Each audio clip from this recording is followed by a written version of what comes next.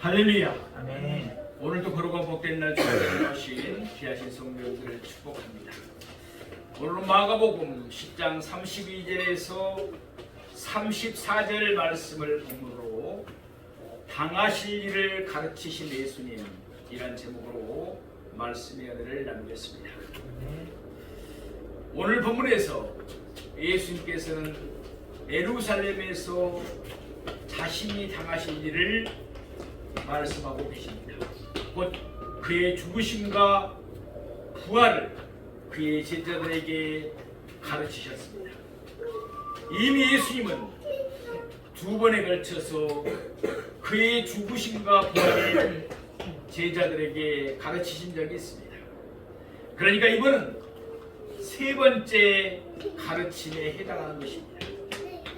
첫 번째 가르침은 마가복음 8장 31절에 나옵니다. 빌립보 가이사라에서 제자들은 베드로의 입을 통해서 자신들의 신앙을 예수님께 고백했습니다. 주는 그리스도이십니다. 아멘. 그때 예수님은 그의 죽으심과 부활을 그들에게 가르치셨습니다. 두 번째 가르치심은 마가복음 9장 31절에 나옵니다. 예수님은 게나사렛에서 내려오시면서 귀신 들린 아이를 고쳐주셨습니다. 그러나 예수님은 갈릴리 가운데로 지나가시면서 제자들에게 다시 한번 그의 죽으심과 부활을 가르치셨습니다. 오늘 본문은 세 번째이자 마지막 가르침입니다. 며칠 후면 예수님은 예루살렘에 도착하게 됩니다. 그곳에서 예수님은 죽으심을 당하시고 3일 만에 살아나실 것입니다. 예수님은 예루살렘에 올라가시면서 이 사실을 다시금 제자들에게 가르치신 것입니다. 이와 같이 마가복음에서 예수님은 세 번에 걸쳐서 자신의 죽으심과 부활을 그의 제자들에게 가르치셨습니다. 그중 오늘 본문의 가르침이 가장 자세하고 가장 생생합니다. 말하자면 예수님은 자신이 예루살렘에서 당하실 일을 미리 다 알고 계셨던 것입니다. 오늘 본문에서 예수님이 밝히신 바와 같이 예수님은 예루살렘에서 험한 일을 당하실 것입니다. 이는 결코 우연이 아닙니다. 사도행전 2장 23절 말씀과 같이 이는 하나님의 정하신 뜻과 미리 하신 대로였습니다. 요한복음 6장 38절에 39절은 다음과 같이 말씀합니다. 예수님이 하늘에서 내려오신 것은 하나님의 뜻을 행하기 위함이었습니다. 이를 예수님은 자기 목숨을 많은 사람들의 대속물로 주었습니다. 그래서 예수님은 십자가에서 다 이루었다 라고 말씀하셨습니다. 이렇듯 예수님이 예루살렘에서 당하실 일은 우리를 대속하기 위함이었습니다. 우리를 살리시기 위해서 예수님은 그 모든 험한 일을 당하신 것입니다. 이 사실을 우리가 분명히 깨닫는다면 우리는 예수님을 날로 더욱 사랑할 수밖에 없을 것입니다. 그러면 이제부터 오늘의 말씀을 세 대지로 나누어서 좀 더 자세하게 상고해 보고자 합니다. 오늘의 말씀을 통해서 우리들을 향하신 하나님의 사랑을 더욱더 진하게 느끼는 우리가 되기를 원합니다. 그러면 우리도 예수님을 이전보다 더욱더 뜨겁게 사랑하게 될 것입니다. 첫째로 예루살렘으로 올라가시는 예수님이십니다. 오늘 본문 마가복음 10장 32절 말씀을 보겠습니다. 예루살렘으로 올라가는 길에 예수께서 그들 앞에 서서 가시는데 그들이 놀라고 따르는 자들은 두려워하더라. 이에 다시 12제자를 데리시고 자기가 당할 일을 말씀하여 이르시되 아멘. 종종 예수님은 자신의 때가 아직 차지 않았다, 아직은 이르지 않았다는 말씀을 하셨습니다. 그러나 이제 예수님은 자신의 때가 이른 줄 아셨습니다. 그래서 예수님은 그의 제자들을 이끄시고 예루살렘으로 올라가셨습니다. 요단강 건너편 고페레아에서 여리고를 지나 예루살렘으로 가는 여정은 말 그대로 올라가는 길이었습니다. 베레아에 인접한 사해는 우리가 잘 아는 대로 수면이 해발 마이너스 400m입니다. 반면에 예루살렘은 해발 800m에 있습니다. 그러니까 산지죠. 그러니 약 1200m 정도의 높이를 계속해서 올라가야 합니다. 예수님은 확고한 의지를 보이시며 예루살렘으로 올라가셨습니다. 이때 12제자들은 놀랐습니다. 그리고 유대교의 지도자들이 예수님을 대적하여 죽이려 드는 것도 잘 알고 있었습니다. 그래서 그들은 놀랐습니다. 또한 이때 따르는 자들은 두려워했습니다. 이들은 12제자에 속하지는 않았지만 예수님을 따르는 자들이었습니다. 유월절을 맞아 평소보다는 더 많은 사람들이 따르고 있었을 것입니다. 이들은 예수님을 따르다가 자신들이 해를 당하지 않을까 두려워했습니다. 예수님의 제자들이 놀라는 것도 아셨고, 또한 예수님은 따르는 자들이 두려워하는 것도 아셨습니다. 이 예수님이 12제자들을 따로 부르셨습니다. 왜냐하면 그들은 장차 앞장서서 온 천하에 다니며 만민에게 복음을 전해야 할 자들이기 때문이었습니다. 예수님은 그들에게 자신이 예루살렘에서 당하실 일을 말씀하셨습니다. 이로써 예수님은 세 번째로 그들에게 자신의 십자가와 부활을 가르치신 것입니다. 그렇지만 누가복음 18장 34절 말씀과 같이 그들은 예수님이 가르치신 것을 하나도 깨닫지 못했습니다. 왜 그들은 예수님의 가르치심을 깨닫지 못했을까요? 예수님의 말씀이 그들에게 감춰져 있기 때문입니다. 누가복음 9장 45절 기록된 바와 같이 첫 번째 가르침 때처럼 예수님이 그의 말씀을 그들이 깨닫지 못하도록 숨긴 바 되게 하셨기 때문입니다. 이는 예수님이 그들에게 베푸신 은혜인 것입니다. 예수님이 사로잡힐 때 그들은 두려워하며 모두 예수님을 버리고 도망가 버렸습니다. 따라서 만일 그들이 바로 그 즉시 예수님의 말씀을 깨닫게 되면 그들은 그 길로 예수님을 버리고 도망할 것입니다. 말하자면 예수님이 그들이 감당하지 못할 시험당함을 허락하지 아니하셨던 것입니다. 예수님은 그들을 보호하기 위해서 그들에게 은혜를 베푸신 것입니다. 그래서 예수님은 그들로 하여금 예수님의 말씀을 깨닫지 못하도록 하였던 것입니다. 그러나 예수님의 죽으심과 부활이 있고 난 뒤에 그들은 예수님의 가르치심을 밝히 깨달았습니다. 예수님이 말씀하신 대로 모든 일들이 다 이루어졌기 때문입니다. 이제야 그들은 예수님의 죽으심과 부활은 결코 우연이 아님을 분명히 알게 되었습니다.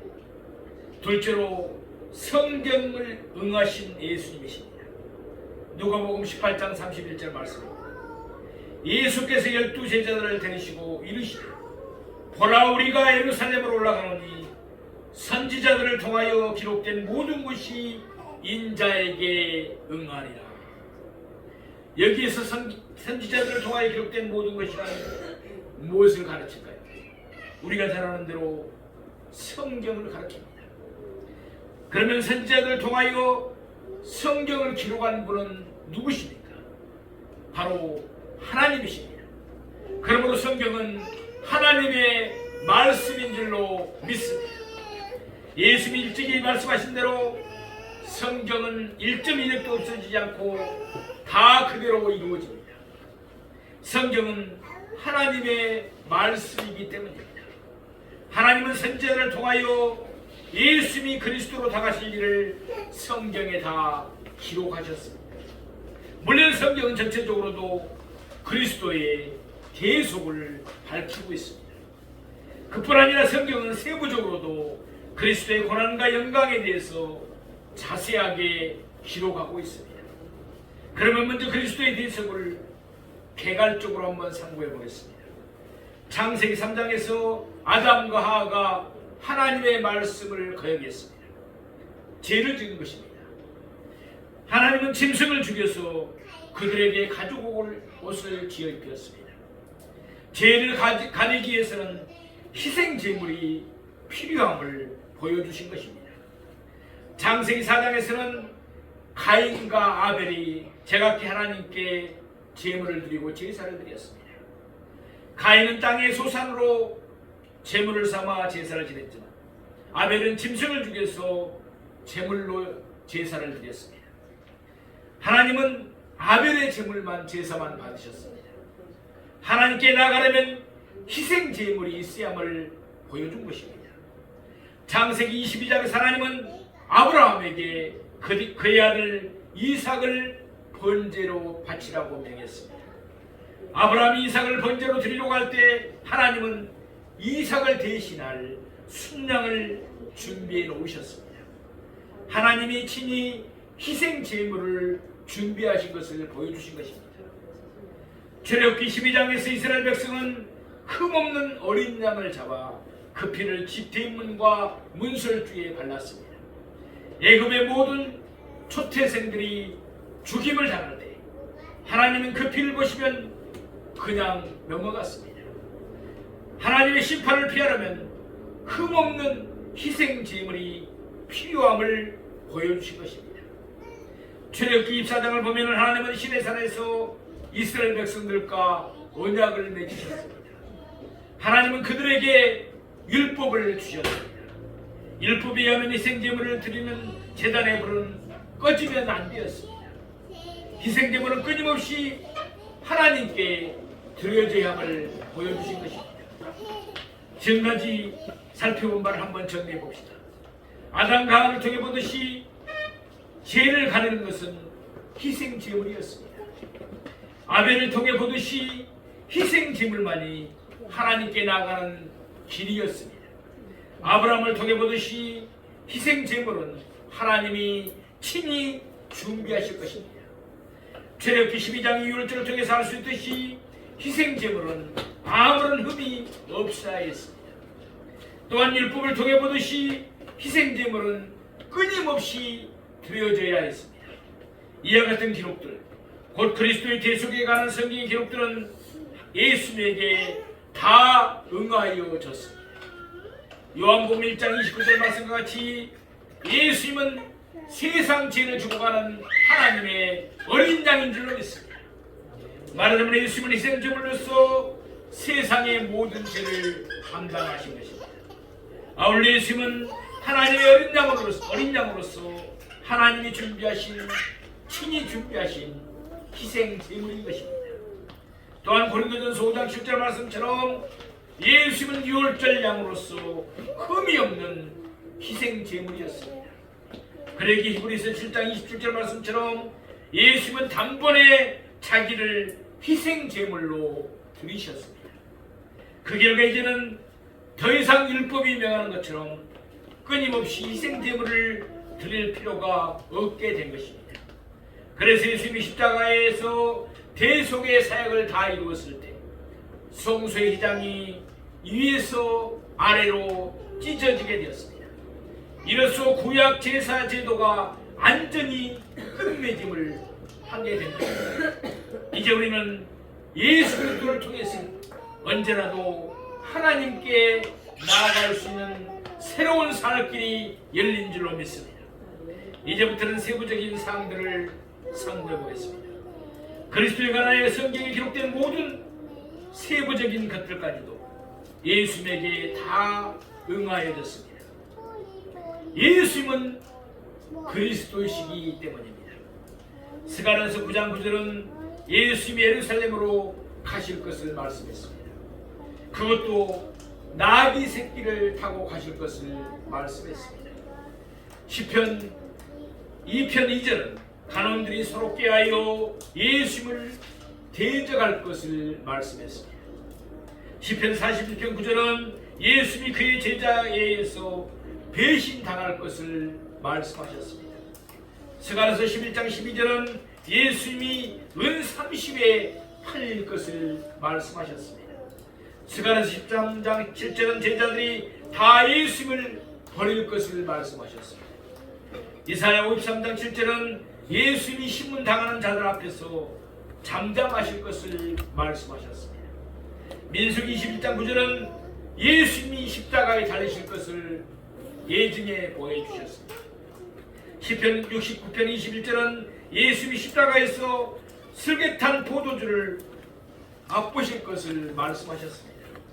시편 22편 18절은 군병들이 예수님을 십자가에서 못 박은 후에 예수님의 옷을 제비 뽑아 나눌 것을 말씀하고 있습니다. 시편 21편 1절에 기록된 바와 같이 예수님은 십자가에서 엘리 엘리 라마 사박다니 라고 외치셨습니다. 시편 22편 15절 기록과 같이 예수님은 십자가에서 내가 목마르다고 말씀하셨습니다. 시편 22편 31절 기록처럼 예수님은 십자가에서 다 이루었다 라고 말씀하셨습니다. 출애굽기 12장 46절 말씀과 같이 예수님은 유월절 양이시기에 그 뼈가 꺾이지 말아야 했습니다. 그래서 시편 34편 20절은 십자가에서 예수님의 뼈가 꺾이지 않을 것을 말씀했습니다. 그 대신 스가랴 12장 10절은 예수님이 십자가에서 창으로 찔리실 것을 말씀하셨습니다.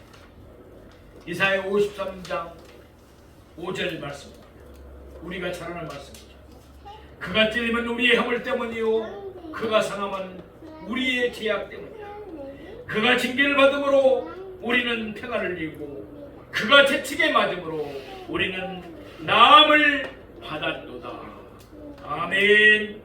그러니까 예수는 우리를 대속하기 위해서 이 모든 일을 당하신 것입니다. 이사야 53장 9절은 예수님이 부자의 무덤에 묻히실 것을 말씀했습니다. 시편 16편 10절은 예수님이 죽은 자 가운데서 다시 살아나신 것, 곧 예수님의 부활을 말씀했습니다.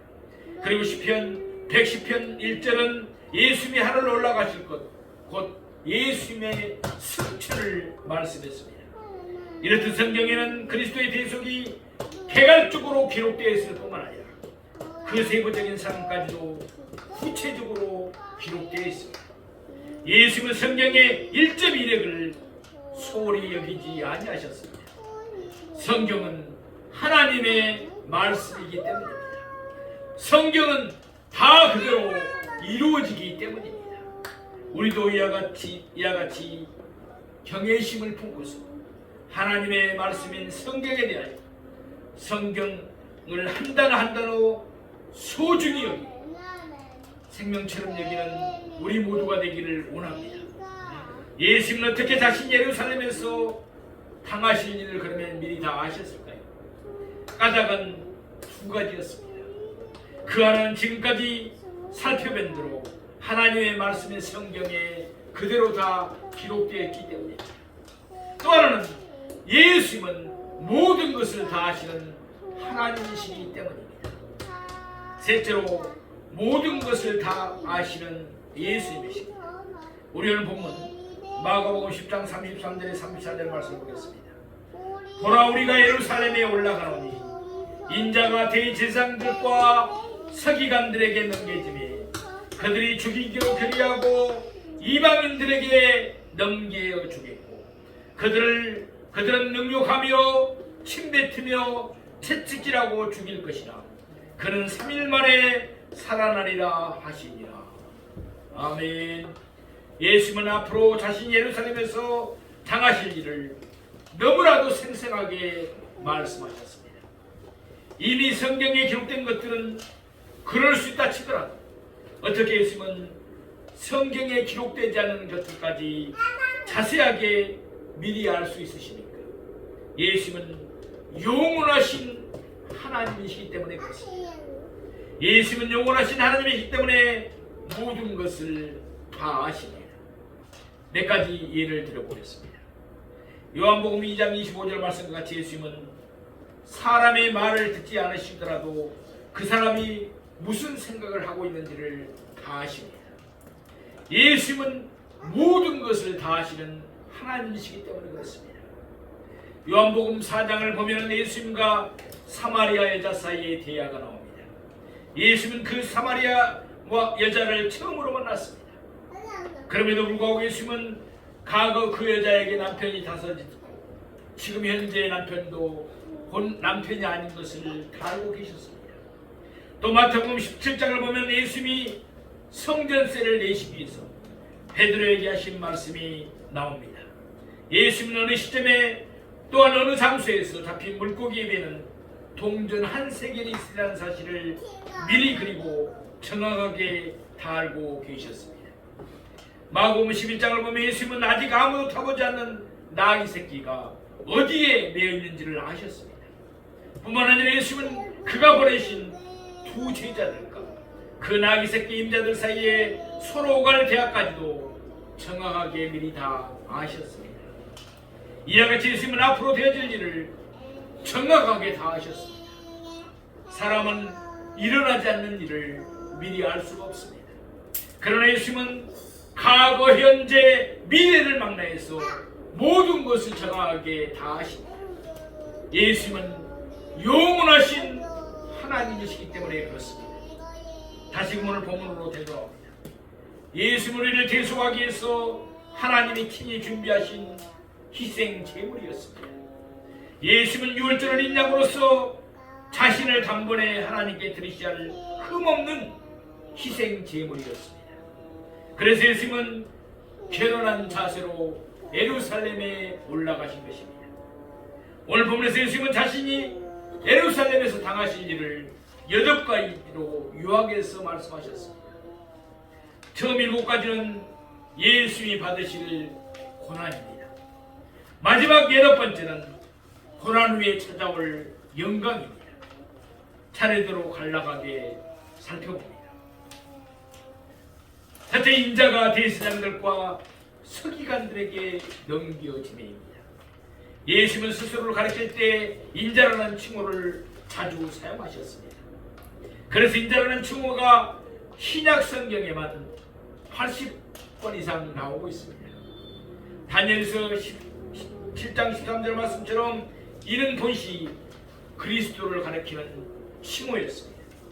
제자들은 누가 예수님을 팔는지 몰랐습니다. 그러나 요한복음 6장 70절 말씀과 같이 예수님은 가룟 유다가 마귀인 것을 알고 계셨습니다. 예수님 가룟 유다가 예수님을 배신하고 유대교의 지도자들에게 예수님을 팔아넘길 것을 미리 알고 계셨습니다. 둘째, 그들이 죽이기로 결의하고 있습니다. 예수님에게는 아무런 죄가 없으셨습니다. 누가복음 23장 4절 말씀처럼 빌라도조차도 이 사실을 인정했습니다. 그러나 예수님은 유대교의 지도자들에 의해서 거짓 죄를 뒤집어 씌워서 자신을 죽이기로 결정할 것을 다 알고 계셨습니다. 셋째, 이방인들에게 넘겨주겠교입니다. 당시 이스라엘은 로마의 지배를 받았습니다. 로마는 유대인들에게 사형을 집행할 권한을 주지 않았습니다. 예수님은 유대교의 지도자들이 자신을 죽이기 위해서 로마의 이방인들에게 넘겨줄 것을 알고 계셨습니다. 넷째, 그들은 능욕하며입니다. 군인들은 예수님의 옷을 벗기고 자색 옷을 입힐 것입니다. 예수님의 머리에는 가시관을 엮어 씌울 것입니다. 예수님의 손에는 갈대를 들릴 것입니다. 또 못을 박일 것입니다. 예수님은 자신이 이방인들에게 당할 온갖 능욕과 희롱을 다 알고 계신 것입니다. 다섯 번째, 침 뱉음입니다. 사람에게 침을 뱉는 것은 그 사람을 경멸한다는 뜻입니다. 예수님은 하나님이시기에 가장 높임을 받으셔야 할 분이십니다. 그러나 예수님은 군인들이 자신에게 침을 뱉으며 자신을 심하게 업신여길 것도 다 알고 계셨습니다. 여섯째, 채찍질하고입니다. 군인들은 예수님을 채찍질을 한 것입니다. 예수님은 자신이 채찍에 맞으실 것도 다 알고 계셨습니다. 일곱 번째, 죽일 것이 아닙니다. 같은 내용을 담고 있는 마태복음 20장 19절 말씀을 보면 이를 좀 더 구체적으로 기록하고 있습니다. 십자가에 못 박게 할 것이다. 그러니까 예수님은 군인들이 자신을 십자가에 못 박아 죽일 것을 다 알고 계신 것입니다. 이상은 예수님이 예루살렘에서 당하실 고난들이었습니다. 물론 예수님이 예루살렘에서 고난만 당하신 것은 아니었습니다. 그 위에 찾아올 영광이 있었습니다. 예수님은 고난도 영광도 세세하게 다 알고 계셨습니다.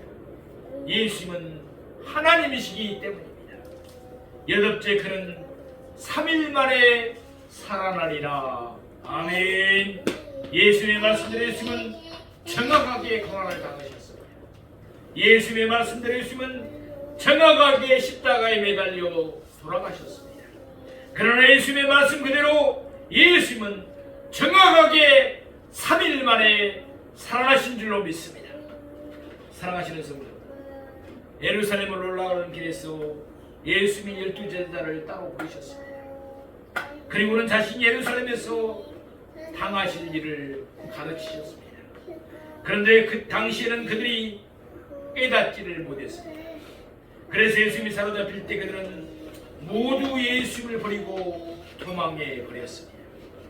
예수님이 말씀하신 대로 죽으셨고 말씀하신 대로 3일 만에 살아나셨습니다.